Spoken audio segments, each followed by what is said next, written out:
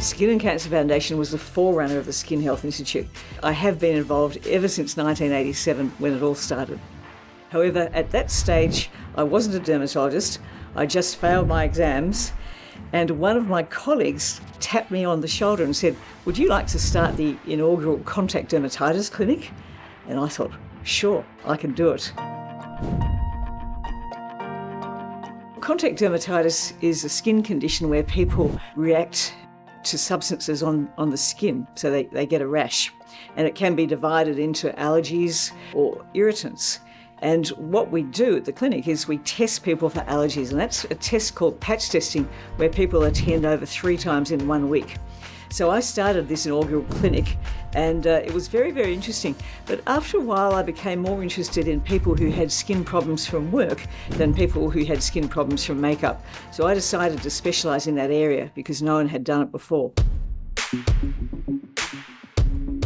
I decided to go to London, which in those days was the mecca for young Australian doctors, still is a bit, and I studied with an expert in occupational dermatology, and then I came back and I actually studied occupational medicine as well, which is another specialty. So I became the only person in Australia with the qualifications in both dermatology and occupational medicine. In 2001 I received a research grant, and when I considered continuing at Monash Medical Centre, the Professor of Medicine said, "That's fantastic, but the university will take their cut of the research grant." So I thought, no, I think I'd prefer to go back to the Skin and Cancer Foundation and run my clinic there. And I used that opportunity to establish a small research group, the Occupational Dermatology Research and Education Centre, because that meant that as well as solving patients' problem with occupational dermatitis, we could actually do some research and find out a bit more about their conditions as well. In this area of dermatology, it's very important to collect numbers of patients who are allergic to specific substances.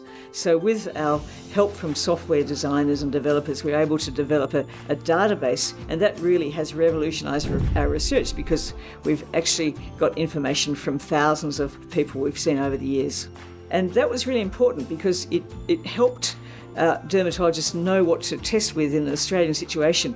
Up until then, they'd been testing their patients on guidelines from Europe, which have different chemicals, different plants. For example, in Australia, we see quite a few allergies to tea tree oil, which is something that they don't see in Europe. So it was really important to have a national series based on our geographic information.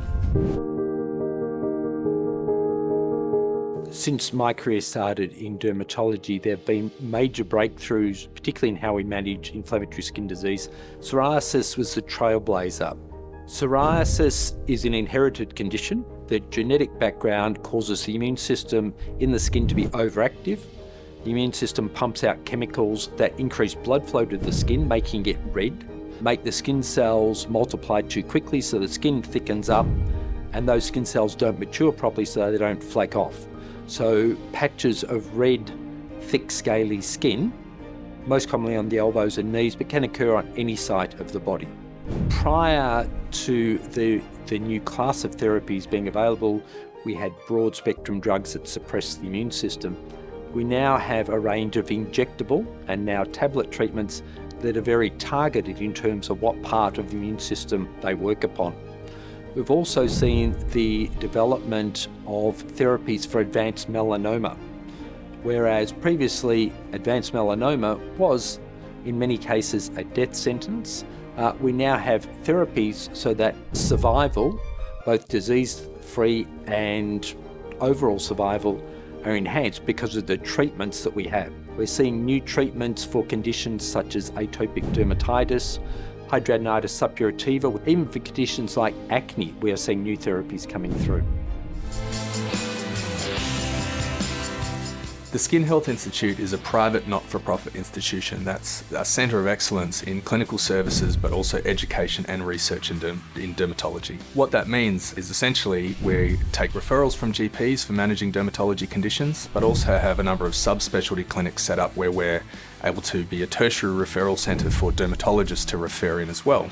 What this essentially means is really any dermatology condition, patients can be referred to the Skin Health Institute, and that includes anything to do with diseases of the skin, but also hair and nails. We provide GP education in dermatology, help treat their patients, in addition to training our dermatology registrars, which are essentially junior specialists. In addition to this, we also provide ongoing professional development education for our dermatologists.